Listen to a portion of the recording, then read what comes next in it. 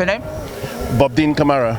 Oh, nice to meet you. So, the pinnacle question is, what you think of, society without a father, growing up without a father, and things like that?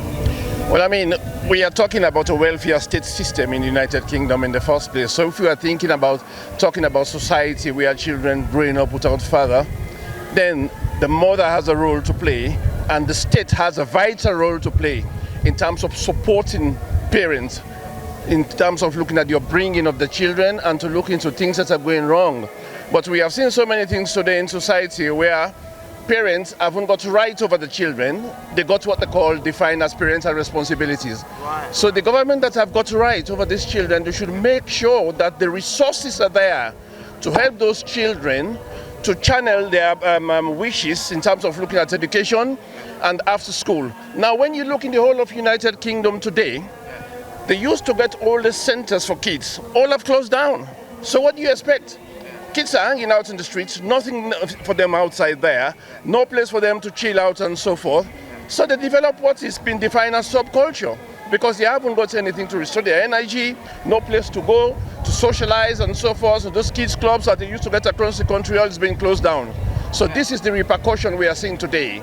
So in retrospectively, we shouldn't be blaming single parents. So do you think that's growing up without a father, do you think contributes to crime as well, that the youth get involved in crimes? Well, I think in my professional opinion, it's far from that.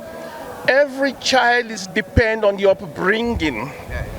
Society has much more influence because, I mean, when they go to school, you don't know what they are doing there. They can develop subculture there. Again, we're looking at collective responsibility. It's not parents alone. This is a welfare state where everybody comes together in terms of looking at the key organizations that's responsible for children. The children's services, the police, the social services, members in the community, all have hands in terms of looking at the developmental stage of children, from childhood to adolescent to adults. So it's a collective responsibility, not only single parents we should be stigmatizing. So the state, the government has responsibility, and the parents and the social services. Oh, yes, they have responsibilities, the duty of care towards those children. Now what is we are looking at here? How this duty of care is being defined. Do they need to go to the drawing board to define it properly in terms of looking at crime rate for children? So many books has been written, are put on the shelves in terms of looking at studies on children, in terms of looking at behavioral problem, but it's not working. Those theories are not working anymore. More research needs to be done on how to address those issues today in society, rather than stigmatizing single parents all the time. I don't agree with that. So what do you think is the answer? Well, the answer is, in my professional view, it gets a collective responsibility. One, let governments look at getting back the centers that you used to get for children, the dropping centers, and those after school centers that you have to get across the country. And let them go back to look at the statistics during those period of time to see. Crime rate wasn't like this before in the first place, but because of those centers have been shut down in the community, where children go to socialize and meet together. More youth centers? The youth centers have closed down in most of the areas across the whole country. So this is a repercussion. They need to go back to the drawing board, need to look at statistics during those times when those centers were in operations. Does this behavioral problem go as the way it is? No. So this is a common theory they should be looking at. They are cutting costs, they are not thinking about the repercussion of children, and the underclass children are victims in the first place in terms of looking at all what's going on today. Working class children, most of them are the victim of that. So basically the rich are not. They won't get affected by that. Well, I mean, it doesn't affect people in the affluent classes in the first place, if you can put it that way. Because, I mean, when you look at what's happening in the community today, the underclass and the underprivileged people are the more of a victims in terms of looking at all this cut cost. It doesn't affect the rich. It doesn't affect the upper class. This is the problem we face today in society, and MPs need to come together to look at this in the first place because they are members of parliament.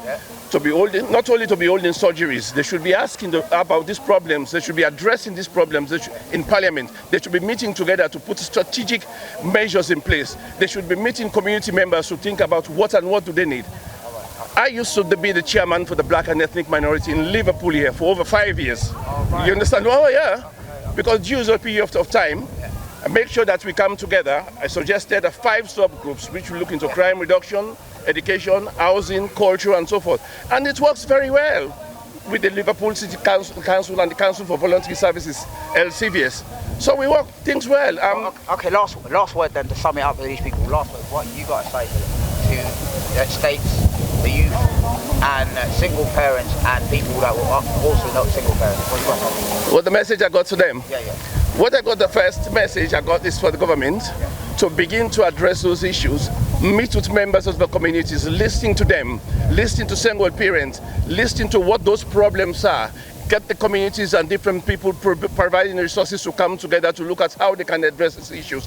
Community-related issues has to do with people and the environment, so they need to come together to look at how they can address those issues collectively. And it's a collective responsibility. Yeah. We cannot put it in the government alone, but I mean the single parents need support. They need to be supported. So that's why they will be looking. With the children, I will say, for example, they should be encouraged to come out with what is going on wrong in their lives and so forth, because some children are going through disturbing experience. They are afraid to come out to divulge in terms of looking at what is going wrong in school, subculture, bullying. They should be more encouraged by their parents. Find time to sit down with your children after school work, talk to them, make them your friends. Don't make them to feel afraid of you. The more they come very close to you, the more they can divulge what is going on in their mind. All right, thank you very much. Okay.